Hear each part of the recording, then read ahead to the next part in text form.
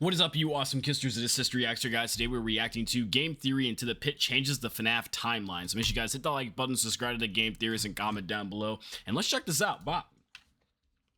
You know what? Completely forgot to turn the audio up. Explore the house. You know What's that the point of you would need that for a video. As you explore the house of our main character Oswald, this item can fall from the attic. But when during the game this happens is completely random. What's even stranger is that it's the only piece of Fazbear merchandise in the entire house. The game would have you believe that it's just a tradable item, and while yes, you can use it for that purpose, there are plenty of other items that show up way more reliably that can also be used for the game's one and only trade, making a luck-based item like this feel totally unnecessary, unless it's not. I can't believe that's luck luck-based. It's here to tell us something important, and I think I know what it is. Uh-oh. You know, this is probably going to be a crazier theory than his paper pals as the Mimic. The show that, yes, is finally talking about the biggest and only FNAF game of 2024, Into the Pit. A game based on the first Fazbear Fright story released as part of the big finale of FNAF's 10th anniversary. Or at least it was supposed to be. It ended up coming out a day early, and so instead we got FNAF movie script pages on the final day. Sorry about that.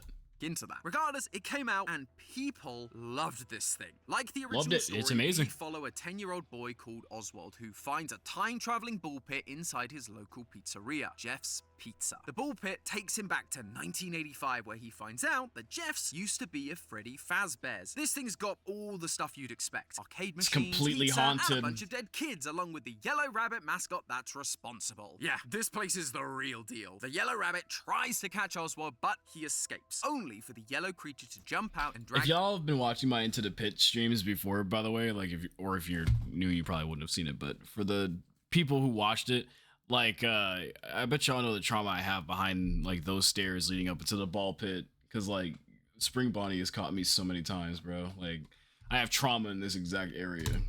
His dad back into the pit. I can't do that. I can't do that area anymore. Emerges from the pit. Only now he's posing as Oswald's father, and I don't just mean he's acting like his dad. I mean he physically takes on his appearance. At least to everyone else. Nobody seems to be able to see the yellow rabbit except for Oswald, and so it's up to him to find a way to sneak past the rabbit, get out of the house, agony or back something. to Jeff's to find his dad. Eventually, Oswald does find him, frees him, and kills the yellow rabbit in the process. There are some changes here and there to make sure that it works as a game rather than a 40-page story, but overall, it's a really good experience. The time travel mechanics work great for in-game puzzles, and the pixel art style is gorgeous. However, like any FNAF game, we all know why we're really lore.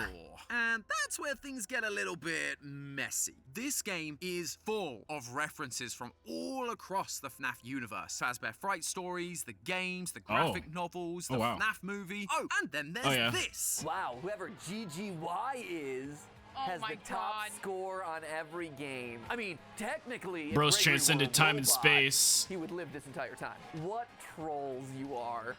So, yeah, as you can see, the lore of this game is Gregory is everywhere, bro. It's hard to know if these are meant to be just Easter eggs or whether they're legitimate lore. And I'm sure we could all argue about Easter eggs versus real lore. Cows come home. But instead, I figured we'd do something.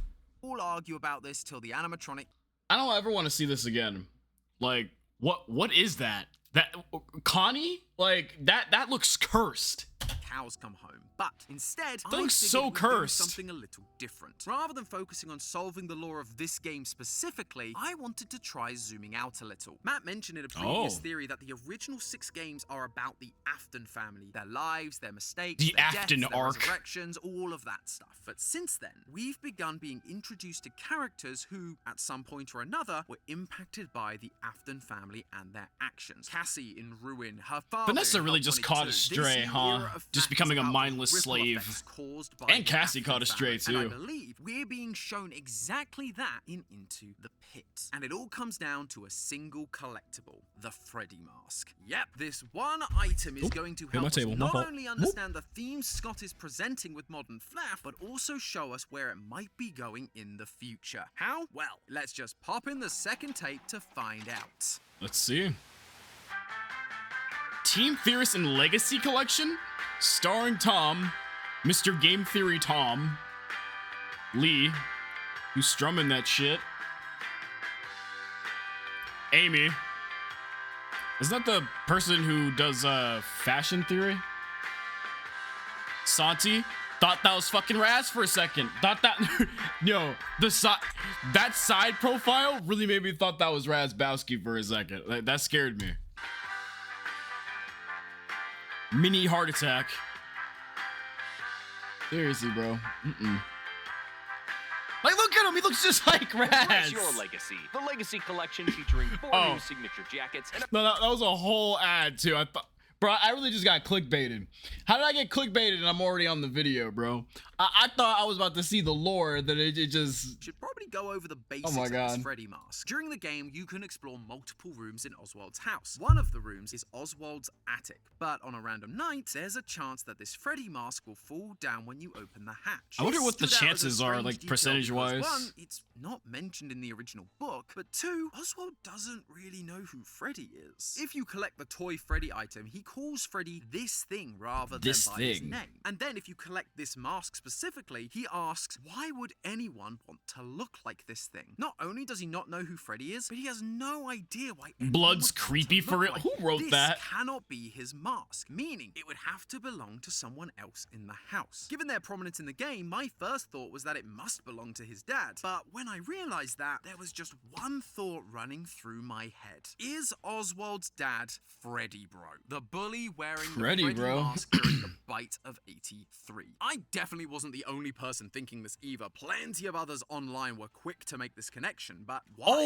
Why would the immediate... Oh, I thought I seen Crixton. I was like, holy shit, Crixton made it to Game Theory. Plenty of other...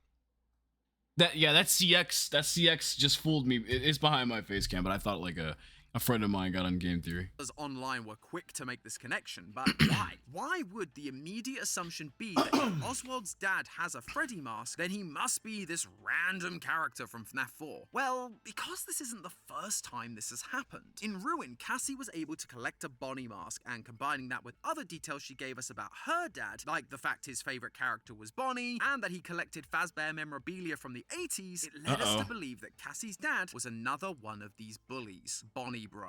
However, mask alone does not a Freddy Bro. They all got karma, there obviously need to be other connections, and so the first question I asked myself was, like, if this is like so, it would be crazy because like bro got kidnapped by Spring Bonnie, and then the Bonnie Bro got like his daughter like tormented and haunted, and I think he got turned into a staff bot too, right?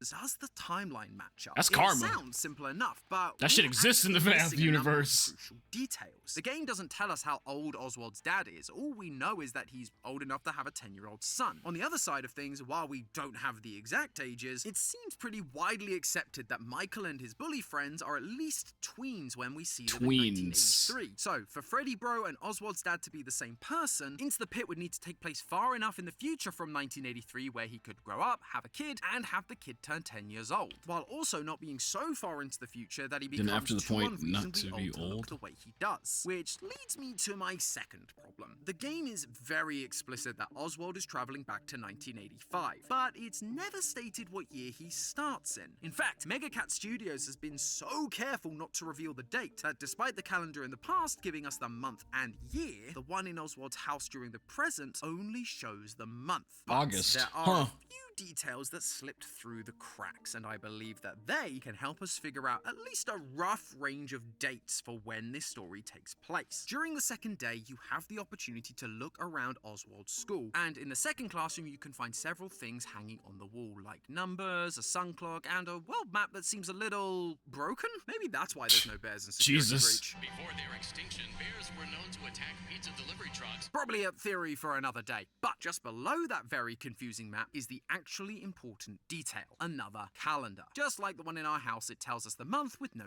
year. But there's one crucial difference. It has the days crossed out, with the final marked date on the calendar. There's no way. August 6th. There's no way now, you can find Brit, that out. I typically read my calendars as the first day being a Monday and the last day being a Sunday. That would make August 16th a Friday in this game. However, FNAF takes place in the US, and you guys use some weird calendars that start on a Sunday and end on a Saturday. I have no idea how this makes sense to you. It's called the week end for a reason. Anyway, using this calendar system means that August 16th is a Thursday during the year the game takes. Bro, now it's gonna piss me off, cause like I'm gonna notice it every time I look at the calendar now. Like I never really noticed that. It's kind of weird that our calendar does start like on a Sunday and then goes all the way to next Saturday. Like now it's gonna piss me off. Like this is why I can't watch Game Theory, bro. They be telling you straight facts and stuff, and then that's gonna like stick in the back of your head for like ever. Place. I love Game Theory though. Years after 1985, where August they teach me things on a Thursday, 1990, while theorizing. 2007, 2012, and 2018. This immediately narrows down our search, but the range of dates still feels. I'm over here yapping, and I just realized that this dude just found like 5 potential dates because August. What the fuck? Yo, they're tryhards.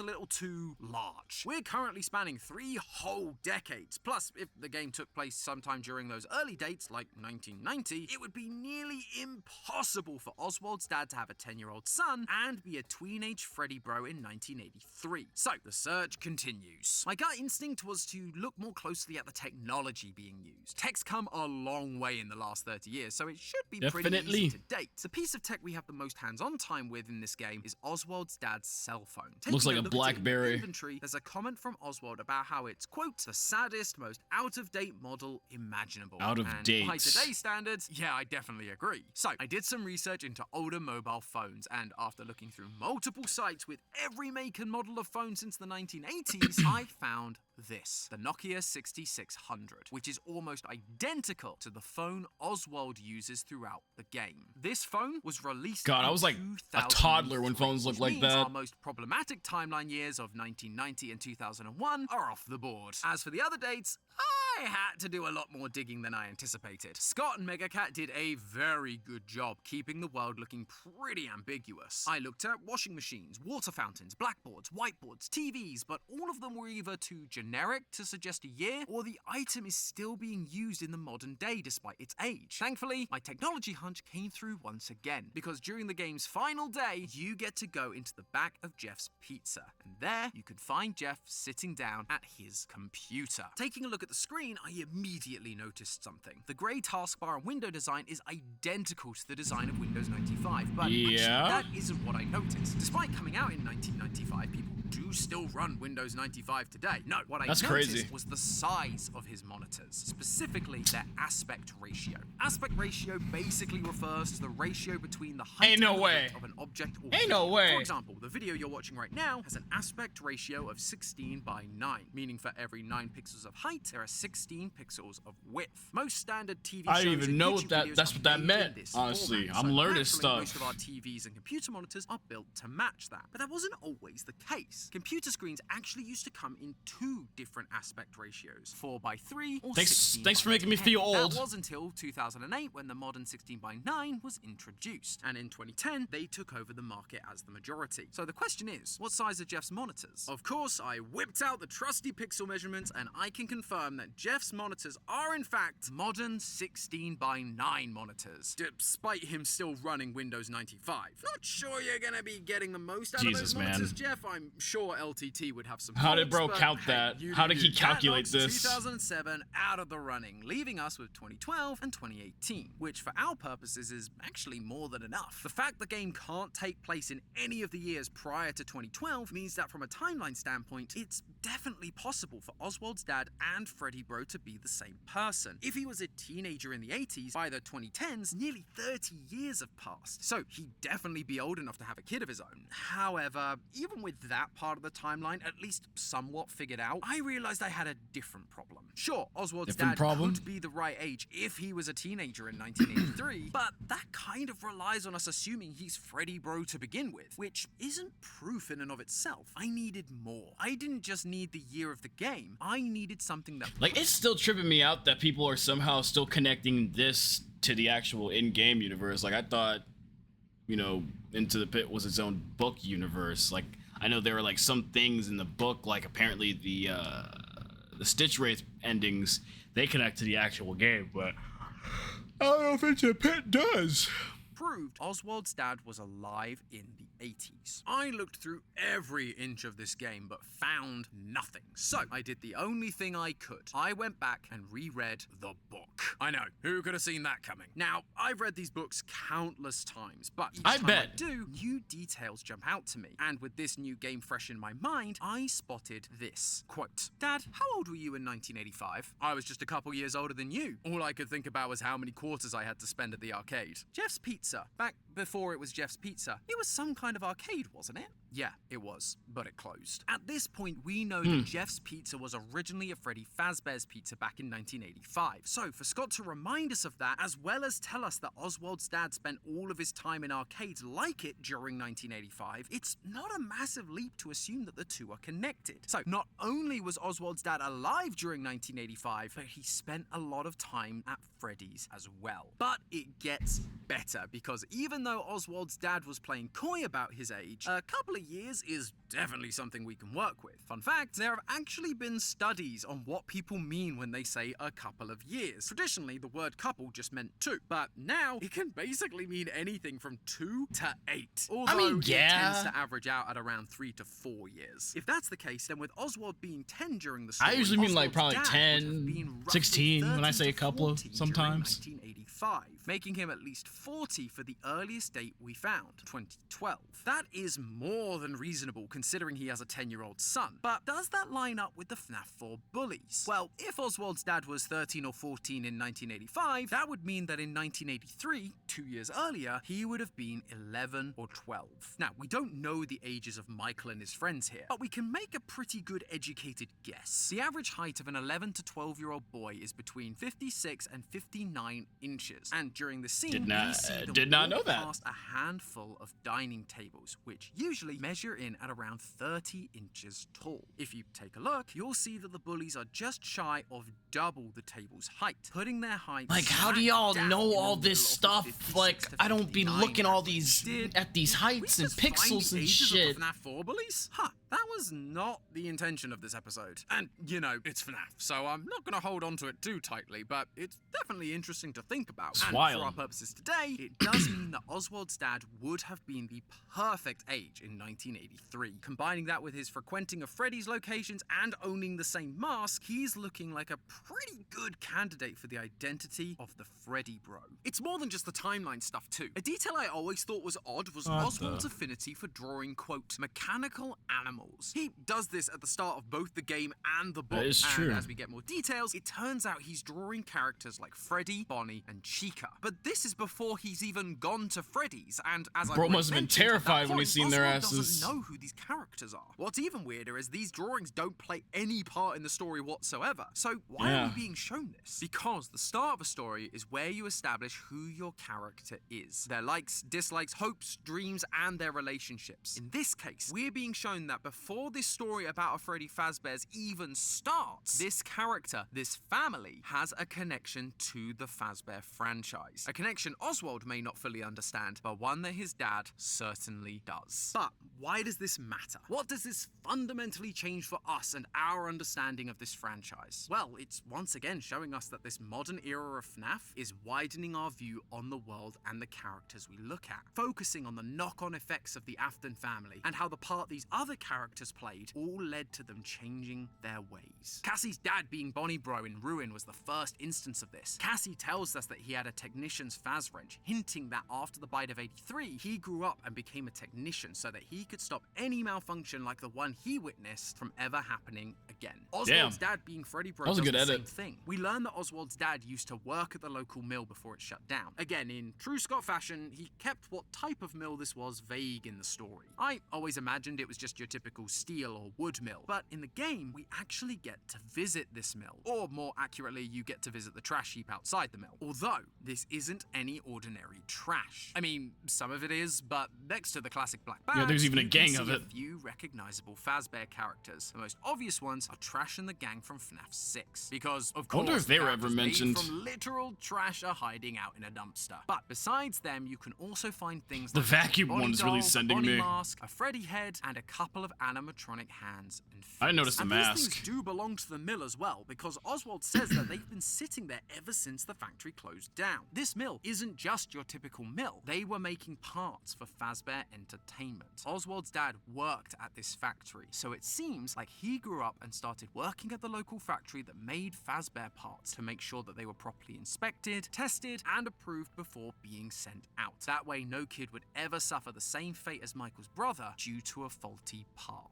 For years, That's a crazy Michael, theory. the Foxy Bro, was the only one of the bullies to truly try to atone for the mistake he made. He wasn't able to help his brother, but he tried to put his sister back together. And when he learned the truth about his dad from her, he went on a mission to finish him as well. But for almost a decade, the other three bullies basically got away with it. They just disappeared into the back of people's minds. That would be cool to know that like all of them work for Fazbear nowadays. One by one, and revealing to us that these events did change them. That just like Michael, they too are trying to atone for what they did back in 19... Also, can someone tell me like, well, and I always assume this too, not that I'm saying it's wrong or anything, but like, what evidence did we have again that Michael Afton was? Oh wait, yeah, I guess the kid, the FNAF 4 kid is an Afton, and we can assume that since, you know, yeah. Okay, never mind what I was gonna say. And this theory works regardless of They whether were both you in the think Afton it house, so and what the else do we books have to are assume? 100% They're both canon brothers, and Oswald's that's dad Michael. is literally Freddy Bro, or whether you believe he's just a parallel for a grown-up Freddy Bro. The theme is I don't think it's still the same. parallel. This era Not of like that FNAF he actually about the is. ripple effects of the Aftons, and It would be so atonement complicated of if the he actually FNAF was the 4 Freddy Bro in a bullies. whole book Scott is universe. trying to wrap up loose ends that were left dangling for years. He's giving us a little more insight into characters that up until now have basically been one-dimensional. Both Bonnie Bro and Freddy Bro were just bullies. Mean kids that thought it would be funny to shove Mike's little brother into the mouth of an animatronic he was terrified of. But now we're being shown that they didn't stay those one-note cruel bullies after that. That just like Michael, they were haunted by what they did and were doing whatever they could to make up for it. We see during the end of the game that Oswald's dad deeply cares about his son. He's no longer the awful bully. He's kind and loving, just wanting to provide for his family. And before the factory shut down, he was trying to stop the same horrifying incident happening again, just like Bonnie Bro did as a technician, and just like Foxy Bro did when he put an end to dear old dad. So theorists, when the next FNAF game does come out, one that isn't a prequel anyway, make sure you keep an eye out for a Chica mask. I have a feeling whoever it belongs to might have an important story to tell. But hey, that's... Have we got a peachy deal for you? Fierce Legacy... Not again. That was a good way to end the video though. Anyway guys, if you guys want to see more FNAF theories from Game Theory or just FNAF theories in general, make sure you guys hit the like button, comment down below, subscribe for more Tip Comic History today. That is a pretty interesting theory though, like this guy could be like the Freddy Bro and shit. But I feel like he has to be like some alternative of him. Like he can't actually be him. This is probably why like when the book game came out, they should have like actually established this is book lore, this isn't game lore, but I don't know. Mostly, I'll see you guys in the comments. Let's see what you guys have to say about that.